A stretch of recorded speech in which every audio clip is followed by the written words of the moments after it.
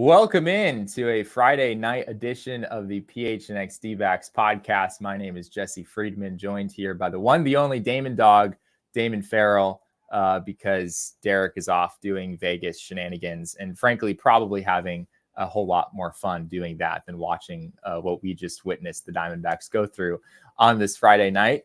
Before we get into the details of the game, I do want to give a shout out to OGs. The official sponsor of Flavoring Fridays. This, of course, is a Flavoring Friday here on the PHNX D-backs podcast. OG's is not your average cannabis-infused gummy. They absolutely knock it out of the park when it comes to flavor, and the effects of their gummies are a total slam dunk as well. Head on over to ogsbrands.com to see their full lineup, including their two newest gummies, the OG's Naturals and the Big OG's, and find out where you can purchase.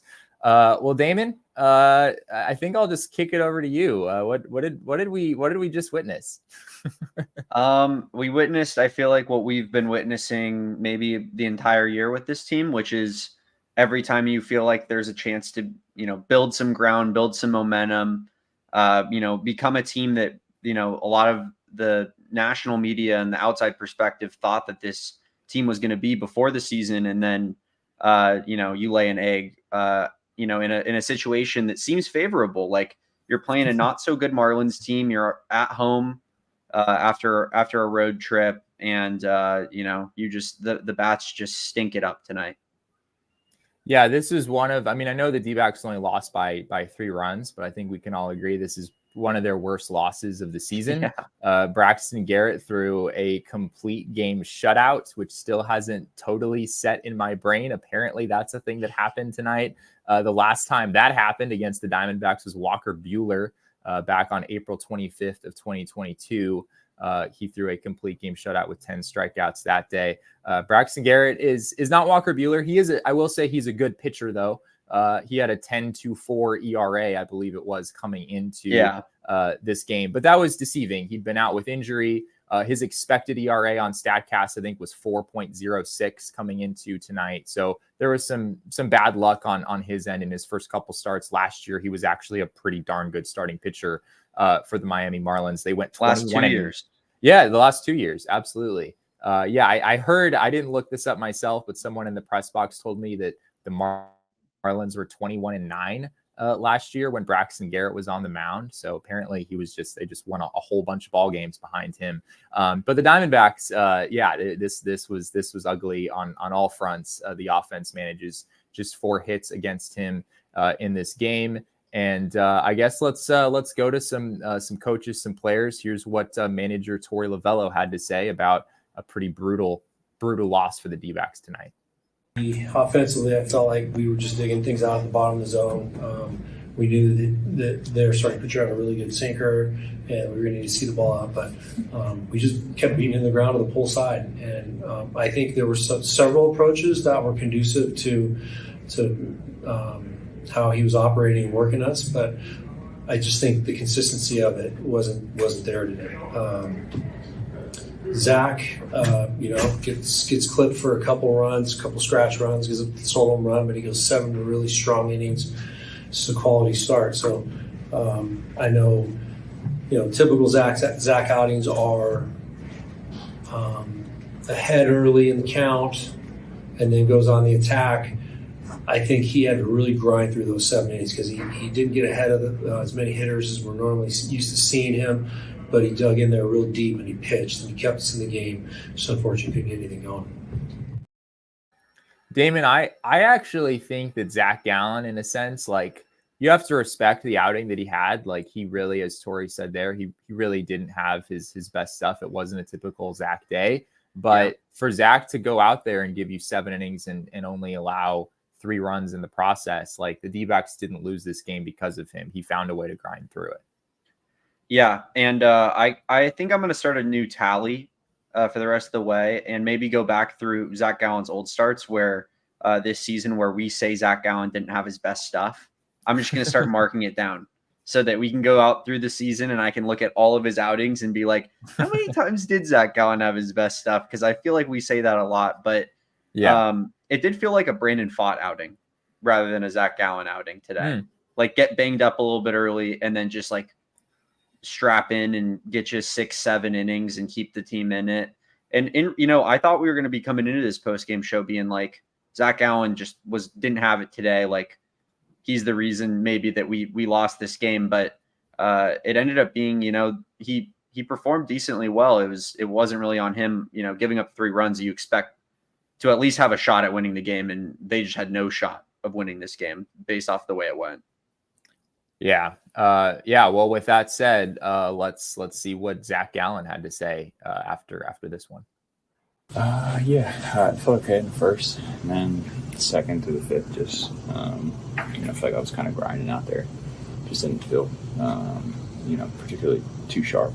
It's kind of clicked in the 6th and the 7th a little bit. I feel like I started to kind of get back to what had been working the last few starts. Just being able to recognize it, maybe a little bit quicker. It's definitely a grind, but try to do my job, just keep seeing it, give a chance to win. What do you think wasn't quite going 100% today? Just delivery, really. I felt like I was probably maybe a little too straight, just direction-wise. So I'm happy that, in the 6th and 7th, I feel like I kind of was able to correct that mistake. But, obviously got to be able to correct that a little bit sooner. But just try to make pitches. This team that, likes to swing, and just having some bad counts and just kind of had some pitches in not ideal locations, just resulted in some hard contact and stuff like that. But, I'll take a grinder at, 7 innings, 3 runs. He allowed 13 hard hit balls in this game, Damon. So it's 13 batted balls of 95 miles an hour or higher off the bat. That is tied for the second most in any start in his career. His career high is 14 batted balls of 95 or higher. So there was a lot of hard contact, and let's face it, this Miami Marlins offense is not great, at least on paper. We said the same thing about the Detroit Tigers offense last weekend, and then we saw them coming here. We found out. They had a pretty. Then pretty Javi Baez said that he's the best player on the field. Right, exactly. Yeah, Javi Baez, Colt Keith, all the Tigers with 450 OPSs. All the greats. They doubled their numbers in one weekend. It felt like. This wasn't a great outing by Gallen by any means. You heard him talk about an adjustment that he had made midway through the game. Really interesting, actually. Something that I'd noticed during his last start. Some people watching on TV might have noticed as well. Gallen has kind of switched up his line to the plate a little bit. So his delivery starts a little bit more kind of toward the third base left field side, and then he sort of brings it back as he over the course of his delivery. I'll probably be writing about that at some point. It's a pretty interesting tweak that he made. And I think is somewhat responsible for the velo uptick that we've seen. Gallen's velo was still up today and has been over the last few starts since he implemented that change. So he basically described this as him getting kind of away from that change a little bit in the first few innings of this game, and then getting back to it in the later innings and finding his way. But I feel like we probably shouldn't be talking about Zac Gallen too much, because this was ultimately on the offense. And Damon, I don't really know where to start on that front, but it was pretty ugly all the way around. Yeah, I mean, I guess we can just talk about how insane it is that Braxton Garrett is throwing a complete game at Chase Field in 2024. This isn't 2004 where your starters are just pumping the whole 8 innings, 9 innings. Like, that's so crazy. The fact that he wasn't just grinding out outs. Like maybe we hit a few balls hard tonight, got a little bit unlucky, but his pitch count was really, really low. It wasn't like a matter of we just got to keep him in because he's shoving out there. It was he's got a lot left in the tank right now to keep going, because it was easy work. So you hate to see that in particular. That's the only way a shutout really a complete game even happens in today's day and age, and it's just pretty unacceptable, really. Yeah, I mean we don't see this sort of thing all that much at this point in baseball. I know a lot of people are talking about Eugenio Suarez in the chat. I believe he went 0 for 3 with 3 strikeouts, if my memory serves me correctly. Yes, he did. 0 for 3 with 3 Ks. Tough day for Gino Suarez. I mean, pretty much tough day for just about everyone in this D-backs lineup. They just had a really difficult time squaring anything up from Braxton Garrett. He didn't have a ton of swing and miss in this game. I believe it was 6 strikeouts, but he was keeping the ball on the ground and just keeping D-backs hitters from really getting anything going. I thought it was interesting what Christian Walker said about Braxton Garrett after this one. So let's go ahead and roll that. I think he's throwing a lot of strikes. Filling up the zone. That low pitch count. It's like you want to wait him out and get better pitches to hit, but also felt like everybody's starting 0-1, 0-2. So I mean, filling up the zone like that, we gotta swing. You guys just couldn't square him up for whatever reason. Yeah, I mean, there's a lot of balls hit hard. Probably hit 4 or 5 balls over 100 miles an hour. I think I hit 3 over 100. Gabby's line drive there in the right, Corbin's at the end. There's hard hit balls, just couldn't get them to fall. Yeah, he technically has a point, Damon. I know people are maybe rolling their eyes at that, but the Diamondbacks in this game, I mentioned that Zac Gallen allowed 13 hard hit balls in this game. Braxton Garrett allowed 14 hard hit balls in this game, which is pretty wild. Granted, a lot of it was on the ground, which we'll get into that a little bit more in a second. But I don't know, Damon, do you buy that? I mean, certainly the eye test, it didn't really look like the D-backs were super locked in tonight. I think Christian Walker's reaction there at the beginning is extremely telling. Like you could tell he was not overly impressed.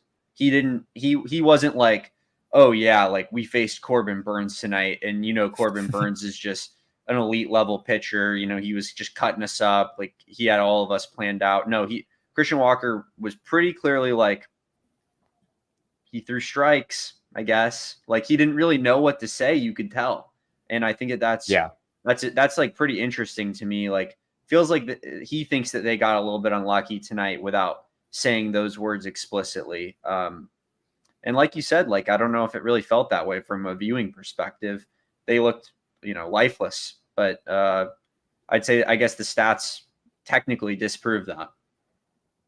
Yeah, I mean, it wasn't like a dominant performance in a sense. Like Braxton Garrett, as I mentioned earlier, is only 6 strikeouts.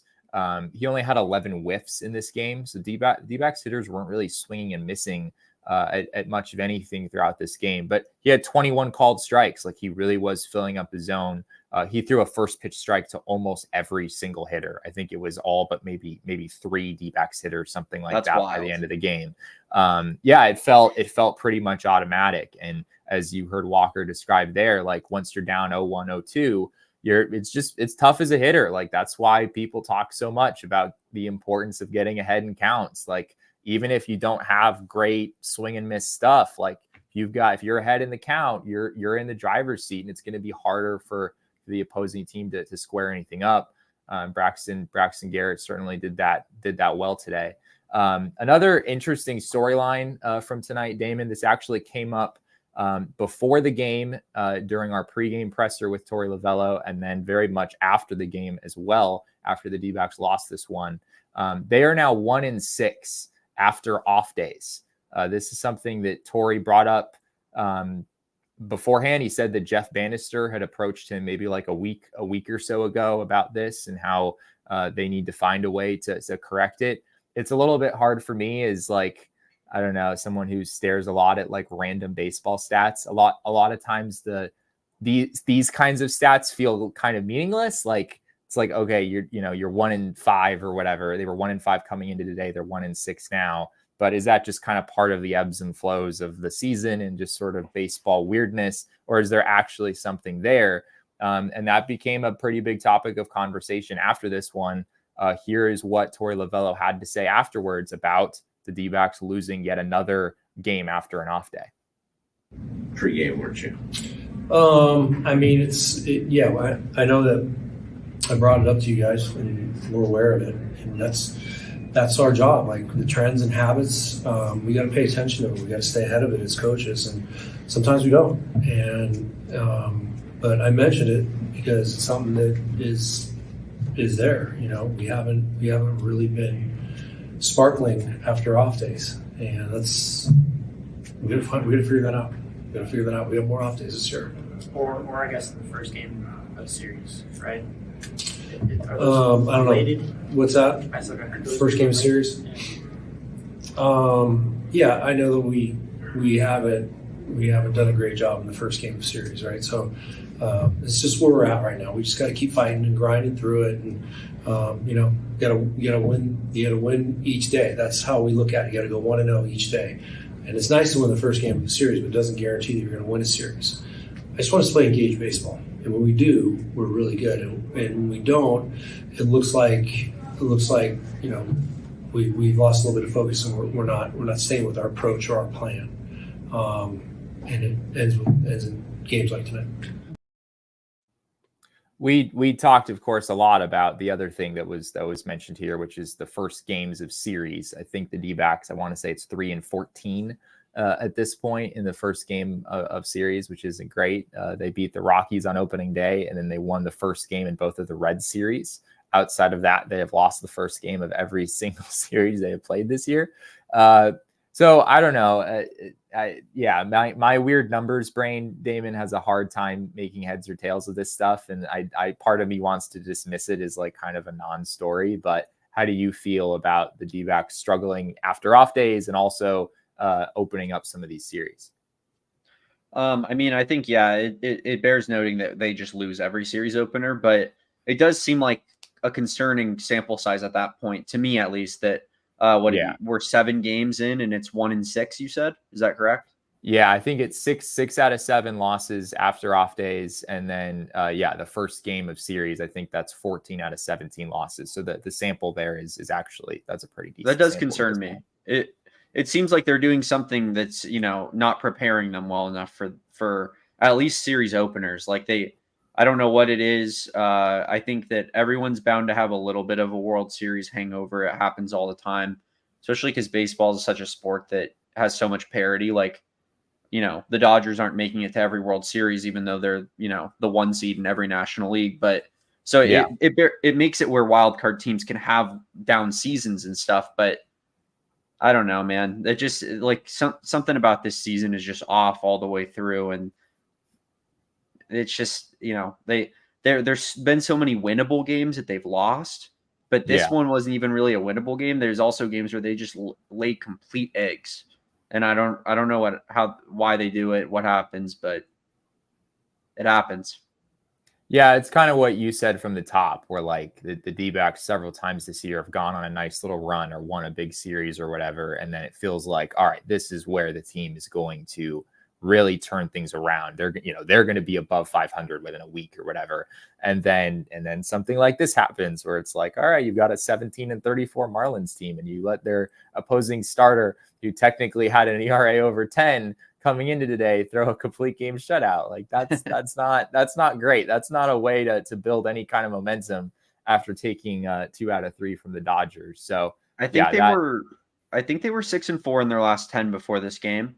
And like, obviously it's not like fantastic, but if you can keep that trend throughout the entire season, you're going to be in and around the playoffs. So, in reality, we're 1 game removed from being on a somewhat decent pace, but it's like I've mentioned a few times, like these losses are demoralizing. Like they suck the momentum out of a team, because you look at the offense, you're like, they stink. Like, if it'd be one thing if it was like 6-8 and the Marlins win, and it was just like, we lost, or it was like a grinded out 3-2 game and you had a chance at the end, but you just couldn't come through. Like that happens. But like to just get carved up by like a kind of average starting pitcher, he's good. Like, Derek and I talked about it when you weren't on the show on Thursday, and I was like, his ERA is a little deceiving. Like, he's a pretty good pitcher. Yeah. He's been a good pitcher the last couple of years, but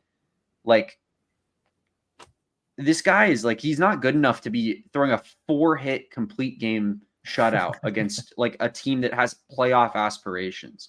Like it's just so completely unacceptable from like a competitive team. And like, I'm tired of watching games like this consistently throughout this season. Yeah, I think that's totally fair. Ketel Marte, rip the we have nothing. Ketel Marte. We have nothing, Jesse. Nothing to smile about in my life. That's exactly how I feel right now. There's no joy. Everything is sad and darkness. The one thing we had, even in losses throughout this stretch, is we could be like, Ketel's hit streak is going strong. Now we don't even have that anymore.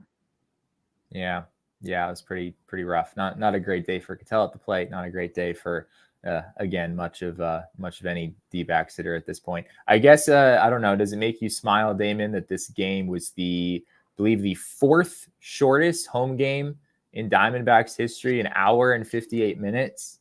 Does that make you? That would make Derek smile. I don't know if it makes. It doesn't make me smile because it happened it's because we sucked so bad that happened. Like, it'd be one thing if it was like Zac Gallen throwing like close to a no hitter, or if Zac Gallen threw a complete game shutout. Like, I'd be like, oh hell yeah. But like quick games because your offense is like emaciated, that makes me sick. I want nothing to do with that. Yeah. I want to tell everyone real quick about our friends over at Desert Financial. If Derek were here, he would be bragging about how they got him started on his home ownership journey. He bought a house back when houses were affordable. What a concept that is. But for more than 84 years, Desert Financial has been Arizona's largest, most trusted local credit union, dedicated to creating exceptional experiences by giving back to the community and providing financial solutions that make lives better. The Desert Financial team are financial experts who are committed to their members and their community, offering financial solutions tailored to helping real people achieve their financial goals and dreams.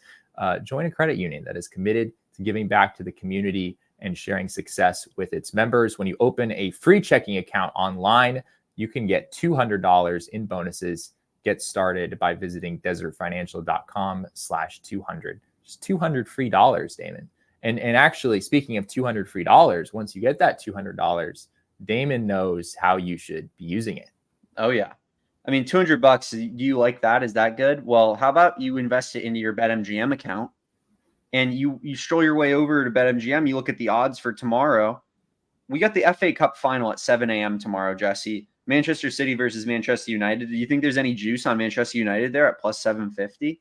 Oh, I have to believe it. Yeah, no, there's no juice there. Don't touch that game. No, don't touch that at all. No. But looking at the Marlins D-backs game for tomorrow, the D-backs are minus 185. Jordan Montgomery's on the mound against Sixto Sanchez. I could get involved in that a little bit. That makes that, that interests me. Sixto Sanchez, not a great pitcher. Jordan Montgomery hasn't been fantastic this year, but you'd like to see him do well against a struggling offense. I'm interested in that on the BetMGM Sportsbook. And even though today's game didn't go so well with, any offense whatsoever, they do have an MLB Grand Slam jackpot promotion on BetMGM where it works through Friday, Saturday, and Sunday. So you're able to still get in on that right now for these next couple of days here. And if you place a $10 wager on any player to hit a home run over the weekend, if the player hits a grand slam on that day, they can win $50,000 daily prize or a share of the prize with every other winning bettor. So there was like a game a couple weeks ago, for example, where Blaze Alexander hit a grand slam on a Friday night. And if you had bet Blaze Alexander $10 or more to hit an anytime home run, you would have won a share of $50,000 along with all the other people that placed a bet on Blaze Alexander to hit a home run, which I can't imagine there were too many of them. Like, I would say there's probably 10 to 20 people who probably placed a bet on Blaze Alexander to hit an anytime home run. You're getting a pretty significant chunk of change there. Check out BetMGM. Make sure you sign up with our code of PHNX, and you deposit at least $10 into your sportsbook account. Place the first wager and receive up to $1,500 back in bonus bets if the bet loses. If the bet does lose, and your bonus bets will be available once your initial wager is settled. So check out the show notes for full details. And now let's listen to Shane talk about the disclaimer. Bets expire in 7 days. One new customer offer only. Gambling problem? Call 1-800-GAMBLER. Available in the U.S. Call 877-8-HOPE-NY 467-369 New York. Call 1-800-327-5050 Massachusetts. 21 plus only. Please gamble responsibly. Call 1-800-NEXT-STEP Arizona. 1-800-BETS-OFF Iowa. 1-800-981-0023 Puerto Rico. First bet offer for new customers only. Subject to eligibility requirements. Bonus bets are non-withdrawable. In partnership with Kansas Crossing Casino and Hotel. See BetMGM.com for terms. U.S. promotional offers not available in New York, Nevada, North Carolina, Ontario, or Puerto Rico. Puerto Rico. Damon, you're supposed to do it with me. Come on now. I think you're muted. I am muted. I tried to do it. I go. tried to do it with you. I wasn't really prepared for it because it's just not usually. It's not my job. It's not my job, you know. Yeah, I have to sing by myself when Derek isn't here. It's a sad. I wear a lot of hats around here, but that's not one of them, Jesse. Yeah, that's fair. I am expecting you to bark at the end of the show, though. No, I refuse to. I will never bark for myself. No. Yeah, that's probably fair. Okay. Hey, let's look at the count from this game, which is presented by our friends over at Desert Financial Credit Union. I don't know if anyone really wants to look at this. Probably not. But the Diamondbacks lose 3-0. They were out hit 9-4. They had one measly opportunity with a runner in scoring position in this game. They went 0 for 1. The Marlins went 2 for 7 with runners in scoring position. Jake Berger, of course, hit the only home run of this game, which I believe went 441 feet. That was an absolute shot off the bat of Jake Berger. And then we have our hard hit rates here. Not Derek. Damon. It's okay. It's okay. It was bound to happen at some point during the show. It's bound to happen. But yeah, the Marlins 62.1% hard hit rate in this game, which is very, very high. And also, again, to Christian Walker's point, D-backs had a 56% hard hit rate, which is actually quite high as well. League averages, I believe, somewhere in the high 30s, low 40s, something like that. So both of these numbers are pretty high. Yeah, pretty weird game, Damon, in that we had quite a few hard hit balls and yet very little offense to speak of. Yeah, I mean, you put those numbers in. I texted you for that number in particular, and my first reaction to you through text was those seem extremely high based off of a 3-0 game where, I mean, it's not like the Marlins offense was exactly humming. They had a good start to the game, but they didn't really do anything at all after that. And the D-backs offense was putrid. So in a game where those two, there's 3 combined runs scored, you don't really expect the hard hit rates to be as high as they were, but that's baseball, I guess, man. That's that's why every game is in and of itself in its own vacuum, and you have to really analyze each game because it didn't feel like that at all, but I guess that's what the stats say. The numbers don't lie, Damon. The numbers don't lie. Some people would say that, yeah. Some people lie. The numbers don't lie. We'll get into numbers don't lie here in just a second. But there's been a lot of people talking about Gino in the chat. He was, as we said earlier, 0 for 3 with 3 strikeouts in this game. His season numbers have dipped pretty significantly at this point. It's no secret that Eugenio Suarez has come in, and of course the D-backs were hoping that he could be an upgrade over the third base situation they had last year. He has not really been that so far. As of right now, Damon, he is hitting .211 with a .596 OPS.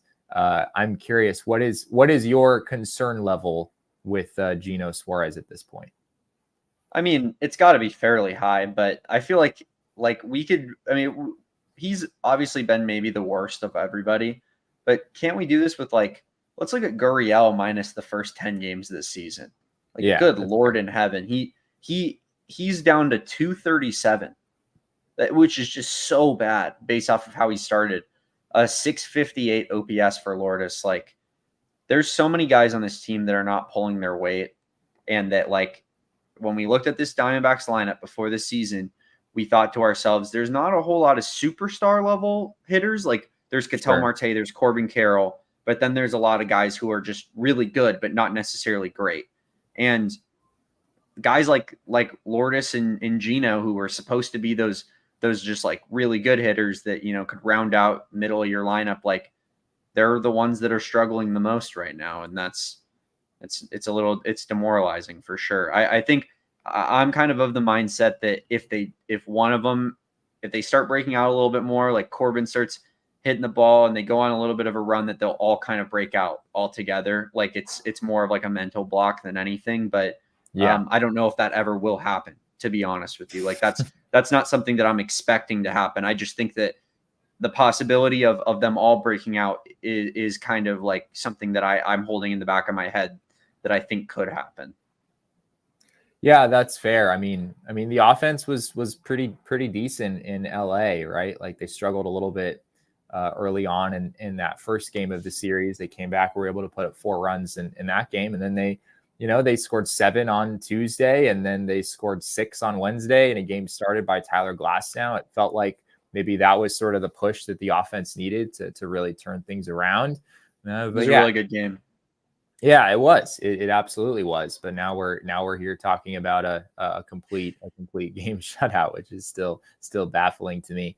We do have a king snake for this game, somewhat reluctantly. I don't know how. Really feel like anyone deserved it, but hey, the D-backs had 4 hits today, Damon, and Blaze Alexander had 2 of them. So I just wanted to say this is by far the most pathetic king snake I want to give out of this entire season. I don't want to give out a more pathetic king snake than this, but here we go. There you go. Blaze Alexander 2 for 3 in this game with 2 singles and 1 fly out. And normally, Damon, I wouldn't bother to put like their outs on unbelievable. Here, but I did in this case because he got the ball in the air. And that's something that the D-backs did not do very much of tonight. If we go to our numbers don't lie here real quick, I'll go ahead and do that. Today's number is you're gonna have to put it up for me because I don't remember what it was. There it is, 18. Tonight's number was 18, and Damon, 18 represents the number of ground balls the Diamondbacks hitters hit tonight against Braxton Garrett. And that goes back to the earlier conversation of like, they did have a decent number of hard hit balls in this game. And to be fair, some of them were line drives. We saw Corbin Carroll hit a nice line drive toward the end of this game. Gabby Moreno had one. There were a couple of others as well. Maybe a little bit of bad luck in this game for the D-backs. But at the same time, when you have 18 ground balls, when you are just smacking the ball into the ground that much over and over and over again, it's going to be hard to get any kind of offense going. And that's what happened tonight. If I ever have to write an out on a king snake graphic again, I'm gonna be so sick to my stomach. I'll refuse to do it. Like you can make your own king snake graphic that night. That's the one pass I'm giving all season on that. And Fanatic is right. It is a Mickey Mouse king snake. But I will say he did hit that ball pretty hard. Like he got it in the gap. It just stayed up a little bit too much. But I actually, it was a pretty quality at bat that he had, given where the ball ended up. You know, you don't always get a hit every time that you hit the ball hard, but that makes me sick. I hate it, Jesse. Well, in a game like this, like even if you got out, like you get at least a pat in the back if you got the ball up in the air, because that is maybe we shouldn't operate that way. But anyway, I do want to give a shout out real quick to tonight's home plate umpire, Rob Drake. Let's talk about him. Just because I thought this was one of the worst, like from a ball strike standpoint. I mean, I believe it was Lourdes Gurriel who was up in the 9th inning, and I don't know if Rob Drake just felt bad about what was happening with the D-backs offense, but I think it was a 2-strike pitch, and Braxton Garrett literally threw him it was right down the middle. Like it was effectively right down the middle. I'm gonna grab this because it's that funny. I think we need to show it. Or you're gonna show us like the location of the pitch? Yeah. I'm gonna try to grab it for us. Okay. Yeah, it was one of the worst. Like I don't know. It's one of the worst calls I've ever seen for sure. I've seen like videos of stuff like that on Twitter. I don't think I've ever attended a game where there was that obvious of a strike that was not called. There was also I don't remember which inning this was. There was also one of the Jazz Chisholm Zac Gallen at bats. There was an at bat that I believe it ended with a Jazz Chisholm strikeout. It didn't wind up necessarily affecting the outcome of that at bat, or much less the game at large. But Rob Drake missed 3 calls in one at bat, like pretty. And they were going both ways. Yeah, one of them went in Gallen's favor, and I think two of them went in Jazz's favor, if I'm remembering correctly. Or maybe I might have that. No, I think it was two. Two were for Gallen, and one was for Jazz. Yeah, it was two in Gallen's favor, one for Jazz. Yeah, and that that was in a bat where we had three pretty obvious missed calls within one at bat, and there were some others. There were some others as well. I remember a Zac Gallen first pitch curveball at some point in the game that was clearly off the plate and down at the same time, and somehow that was a strike call. So yeah, I mean, the D-backs offense, like, they performed worse than anyone who was involved in this baseball game. But Rob Drake was maybe, like, I don't know, not too far away. It was one of the worst umpire performances of the year, I'd have to say. I mean, just look at this. Look at this location. I've never seen anything like that in my life. It's so unbelievable. Yeah, that's wild. You didn't know it was that down the middle? I knew it was pretty right down the middle, but oh my gosh. Yeah, that's even more astonishing to look at. And what was also funny is we can't play a replay of this or anything, but he thought about it. Like, you don't often see umpires like kind of start to do this called strike three thing. But he like kind of started and then decided not to. Like, we got like a little window into Rob Drake's brain as this whole situation was unfolding. And yeah, it was terrible. I'd love to know where the apprehension for him came in. Like, what about it made it where he was like, was it a strike? I don't know. Like, because it just seems like it couldn't be more obvious that's the most strike ball I've ever seen in my entire life. Like, that's the worst call I've ever seen from a ball strike standpoint. Yeah, it was pretty terrible. But yes, the Diamondbacks did not lose this game because of Rob Drake. If anything, they probably should have lost by more than they did. Because they got helped, I think. Yeah, it felt like they got the majority of those calls. But someone in the press box told me, I wasn't aware of this, but apparently Drake is, if you go to like umpire scorecard, that sort of ranking stuff, he tends to be near the bottom. So I think I think he doesn't have the name cred that like an Angel Hernandez or CB Bucknor has, but apparently it's sort of a known thing at this point that he's not so great back there. He's electric. Yeah. Benjamin Hunley says Perdomo would have gotten a hit tonight. Yeah, probably. Right. I mean, I'm sure in your mind, Damon, if Perdomo had played in this game, I mean, the vibes change. He gets a couple of knocks, draws a walk or something like that, dazzles at shortstop maybe, and the D-backs find a way to win this game. Is that what you're envisioning? The way I see it more is just like, imagine this is your world that you live in, Jesse, where Perdomo's the 9-hole and he's getting on base, drawing, 10-pitch walks, hitting a ground ball through the alley and between first and second base, just like he always does. And then Corbin Carroll's up to the plate, who's struggling, but all of a sudden pitchers are going right at Corbin because there's a runner on base and Ketel Marte's right behind him. Like, I think that the continuity of the lineup does improve with Perdomo in the back half of it, because if he's getting on base like at the clip that we expect him to, Corbin gets a little bit more better pitches to hit because no one wants to face Ketel right now. Maybe I'm grasping at straws, but that's just my optimistic look about it. Yeah, I mean, I personally think, Damon, like, if Perdomo is in this game, like, I don't know if Braxton Garrett gets out of the fourth inning. Like, I think it's just that level of maybe that's a little crazy. Yeah, for sure. You got it. I'm starting to figure it out from you, Damon. You're right. You're finally rubbing off on me, I guess. Mm-hmm. For people looking to sort of try to move on from what happened on the field tonight for the Diamondbacks, eating some fantastic chicken tenders, one of at least my favorite ways to get over things that happen in my life. And there's no better place to get chicken tenders than over at Four Peaks Pub. So if you are not familiar, all of us here at PHNX have become very familiar. They also have some pretty darn good alcoholic beverages as well, if you're into that sort of thing. I go there for the chicken tenders, but I'm told they're pretty good in other respects as well. I will say, Jesse, that the only times I've ever seen you drinking are Four Peaks, ever. Like that's a bona fide fact. Jesse does enjoy himself from time to time a wow wheat. That's really the only time that you'll ever see Jesse drinking, and that I feel like that's pretty high praise. Like if that's really the only beverage you're enjoying, really, I mean that's got to be said for something. No, you're absolutely right, Damon. Pretty much wherever, if any place has Four Peaks beer and and Wow Wheat is an option, that is my go-to. But of course, the best place to get it is at Four Peaks itself. So if you've never been to Four Peaks, you should do that.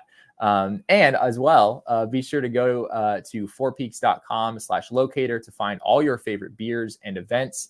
Check out at Four Peaks Brew or at Four Peaks Pub to keep up with the latest at Arizona's hometown brewery. Must be 21 or older to drink Four Peaks, and please enjoy responsibly. Well, another thing you're going to have to enjoy responsibly is OGs. And this show is obviously sponsored by OGs. It's a Flavoring Friday, which we love to celebrate around here over at PHNX. There's 2 new products over there at OGs that they've made with live rosin and Rick Simpson oil. They got the OGs Naturals and the Big OGs, which they make, I think, specifically for Derek. I'm pretty sure that the Big OGs is literally a Derek Montilla, the mayor exclusive. Trademark that, put a little TM at the top of it. And they also have some vegan gummies over at OGs. So the Big OGs here is a mega version of Peg's Raspberry Orange, Rick Simpson oil, one of the company's most popular products. It's perforated into 10 slices, each with 10 milligrams THC for a total of 100 milligrams THC. I'll tell you what, I'm going to be disappointed. I'm going to go to Vegas tomorrow, and Derek's actually already in Vegas right now. Derek and I were talking about maybe meeting up for a meal, maybe breaking some bread, at least getting a drink together. If Derek's not off the OGs, I'm going to be pretty disappointed, because it feels like a big miss on Derek's part if he's not taking OGs over there in Vegas on the Strip, on Fremont Street, having a good time. To learn more about OGs gummies and where you can find them, head on over to ogsbrands.com. Must be 21 plus to enjoy responsibly. Looks like there's some chatter about Kevin Newman potentially taking over at third base, I suppose, if Perdomo returns and plays shortstop. That is something that we learned today pregame. No huge surprises, but manager Torey Lovullo did say that once Perdomo has returned from the injured list, which I still think could happen within the next couple of weeks, he will be the everyday starting shortstop, leaving Kevin Newman to fill some sort of other role. I guess the interesting question there is, given the struggles with Gino Suarez right now, do you try to play Kevin Newman at third, or I guess maybe Blaze Alexander could play some third base as well? The D-backs do have some other options that they could explore at third base, especially after Perdomo gets back.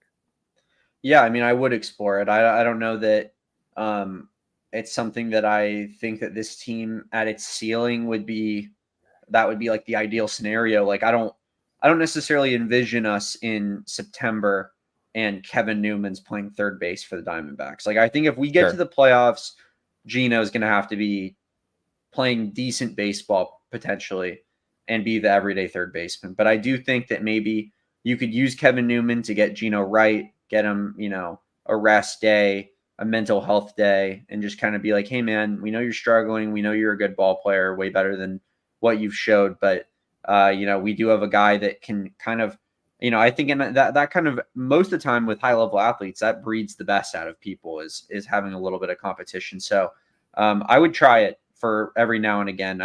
Is there any split that makes it the most sense there, Jesse? Like Kevin Newman and Gino from a lefty righty standpoint, that you could mix Kevin Newman in at third base from time to time? Yeah, it's a little tough because I mean with Gino and Newman in particular, they're both right-handed hitters. So that's kind of what I was. They're both going to be better against lefties. I mean the platoon that could make some sense, which I know you're not going to like this, is getting Newman some time maybe at shortstop, because he hits lefties probably better than Geraldo Perdomo does. Perdomo has very much struggled up to this point in his career against lefties. I don't know if the D-backs are necessarily like in spring training. They certainly seemed pretty pretty set on getting Perdomo everyday opportunities at shortstop against both lefties and righties. They really wanted to see his right-handed swing as a switch hitter kind of come around. He obviously didn't have a ton of time to really prove that to anyone. He only played a handful of games before the meniscus injury happened. But yeah, I don't know. How would you feel about if a Newman Perdomo situation at shortstop? I think Kevin Newman's earned it about as much as you can, given the role that he's been given. So I mean, I think obviously Blaze should, even despite his Mickey Mouse King Snake tonight, should probably go down and be into Reno and work on his defense a little bit. That just makes the most sense in terms of options and how Kevin Newman's played this year. And I do think that it should be somewhat of a platoon, at least when Jerry first gets back. And then if Perdomo starts performing the way that maybe he did last year, then all of a sudden I start giving him the reins full time. And then Kevin Newman can kind of fill in on off days for Cattell and for Jerry and for Gino even on particular days. Yeah, I think that's reasonable. It sort of sounded to me today like Perdomo. I think Perdomo is going to play against pretty much everyone. I mean, I'm sure they'll get him a day off here and there, but I don't think they're going to hold him back or anything once he returns. Sounds like he's going to be pretty much the everyday option at shortstop. And Torey's going to kind of figure out what Kevin Newman's role is from there. I did want to touch on the D-backs upcoming schedule real quick because it's really not like after that Dodgers series, and granted, some of the teams that they faced in recent weeks didn't wind up being nearly as formidable as we kind of expected several weeks ago. When we were looking at them, like we thought the Reds would be at least a pretty solid team, and they wound up, at least at this stage in the season when the D-backs caught them, they were very much not that. But moving forward, the D-backs, Damon, have a pretty nice upcoming schedule. You've got these two more with the Marlins. You do have a couple games against the Texas Rangers next week. The World Series rematch, which should be those fun. Mean everything. Those games are big. The Rangers are actually struggling quite a bit so far this season. So that those aren't quite as difficult games as you might think they would be. Do you know what Corey Seager's OPS is right now, Jesse?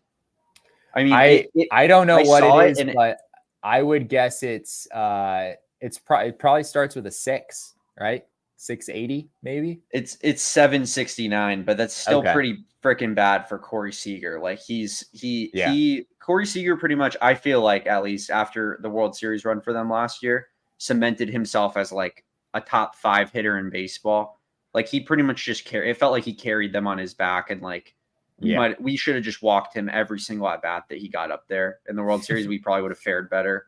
But it makes me sick to look at his stats and see him hitting in the 250s and have a sub 800 OPS. And I talked about it on the show with Derek, but like I feel like I got a ring stolen from me. I feel like I got robbed, like at gunpoint. Like that, like Corey Seager, all of a sudden he's not good anymore. After I watched him just like be the best player I've ever watched him be Barry Bonds in the playoffs. Like it's unbelievable.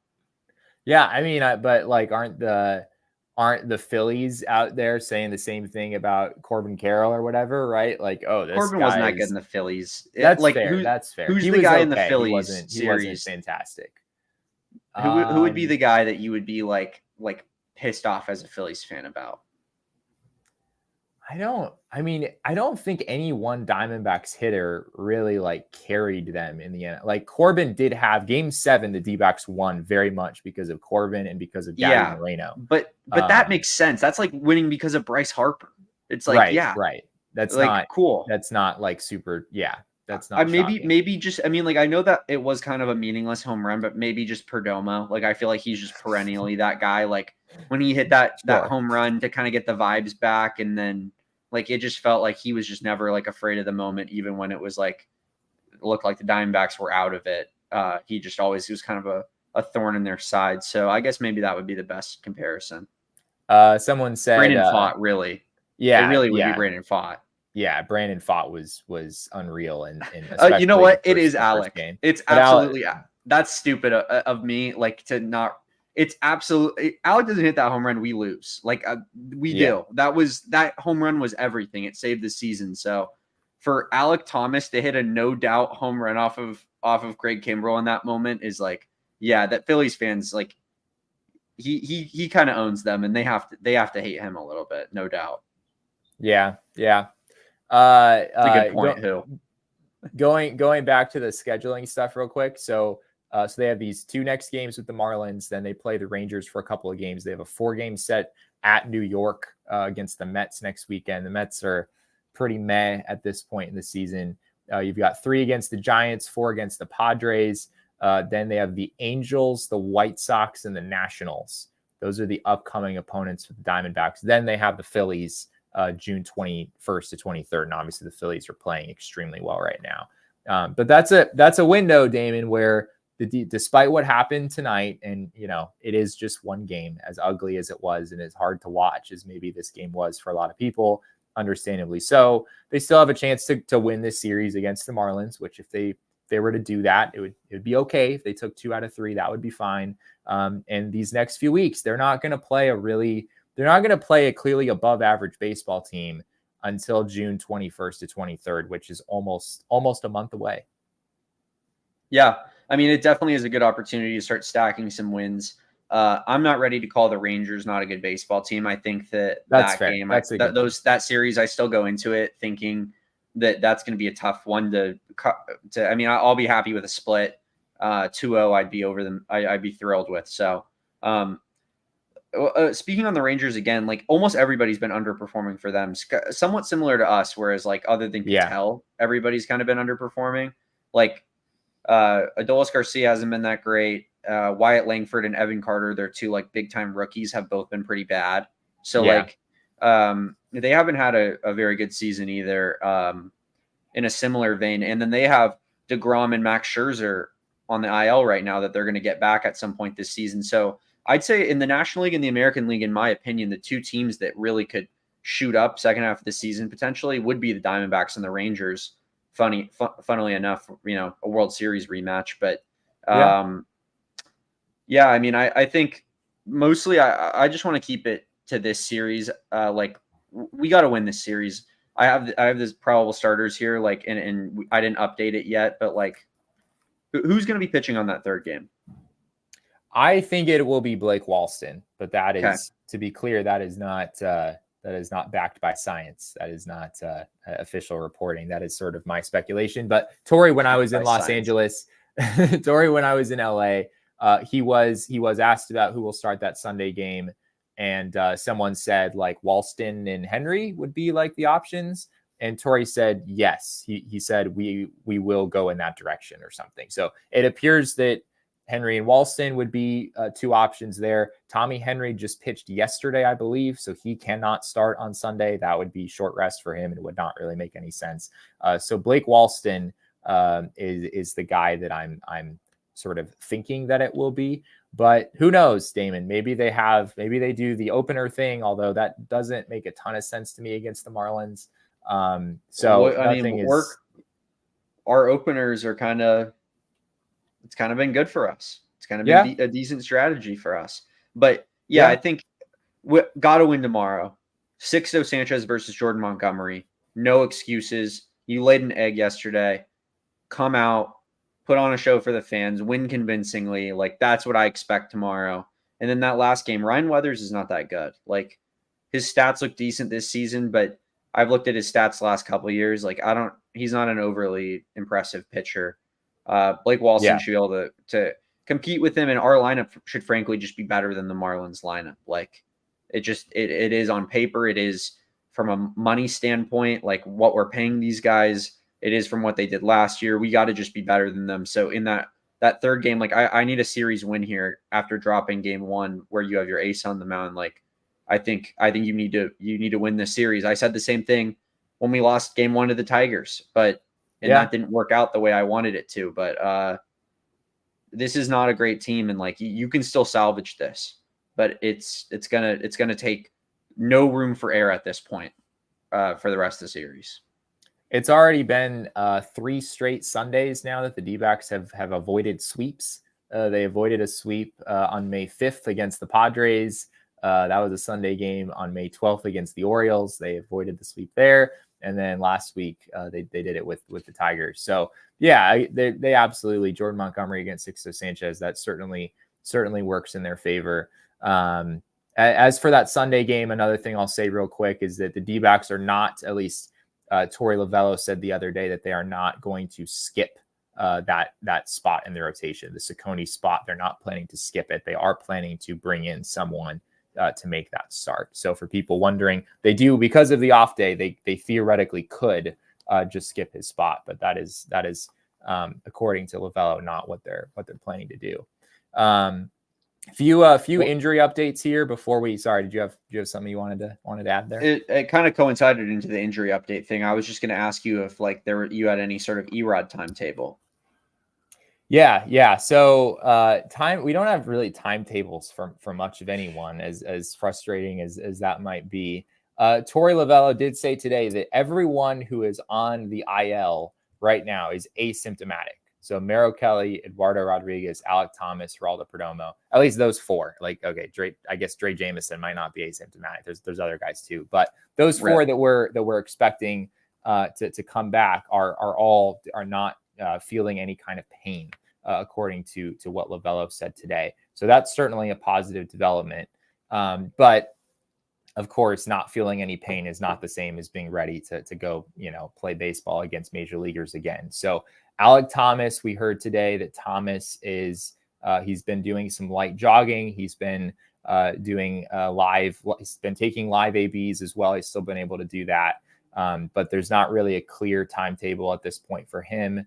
Geraldo Perdomo is closer than Alec Thomas, pretty much for sure. He's running at 80% effort at this point.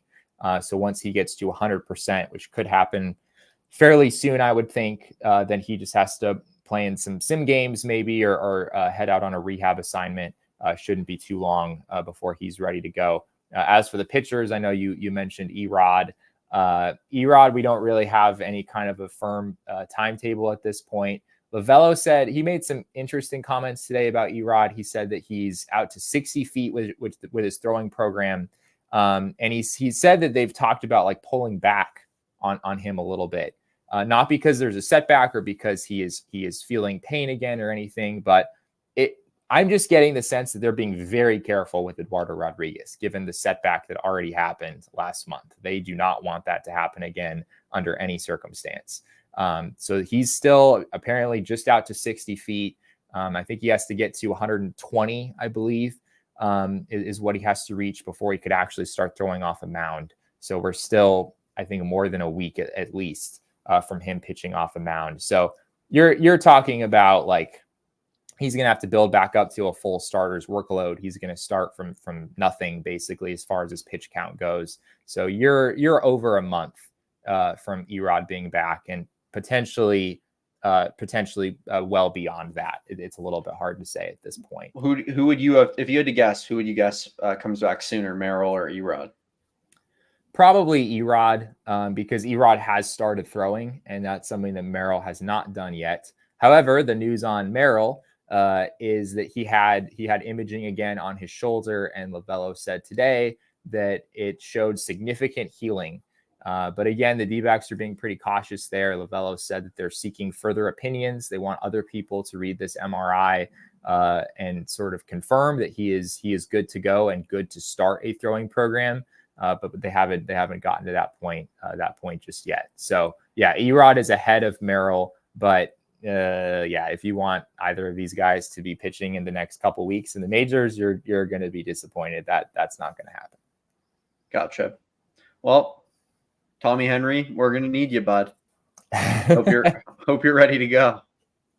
Yeah, I mean, it continues to be a sort of tricky situation where they've got three established starters in Gallen, Montgomery, and Fott.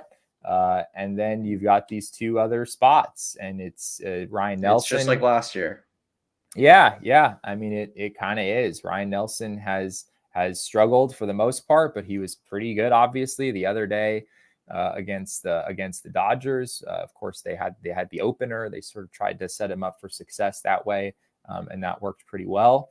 But yeah, if it's Walston who comes up, he's not exactly a proven commodity at the big league level. So you just kind of have to hope that these guys are able to keep you in some games. I liked what I saw out of Walston in the last game. I think he gave up a run or two. I think it was against the Dodgers, if I'm not mistaken. But he had a decent amount of swing and miss stuff. Like, guys were whiffing at a lot of his pitches. His curveball looked pretty good. So I thought that he had at least something to build off of there. I'm not all the way out on Blake Walston, even though I feel like he's one of the more under heralded prospects that we have in the organization in terms of where his draft position was, maybe where he ranks in the current farm system rankings. And no one really talks about him all that much, maybe because people thought he was going to be a lot better than he maybe currently has been in the minors, but that talent is clearly still there. Yeah. I mean, he's only 22 years old. So you've got a 22-year-old who's already spent a full season in AAA. There's something to be said for him getting to this point so early in his career.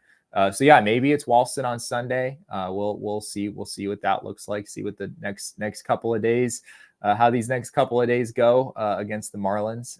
See if the D-backs are able to do what they did against the Dodgers, which is lose the first game of the series, but bounce back and play really good baseball for 2 days, and you leave the series and you feel pretty good about how things went.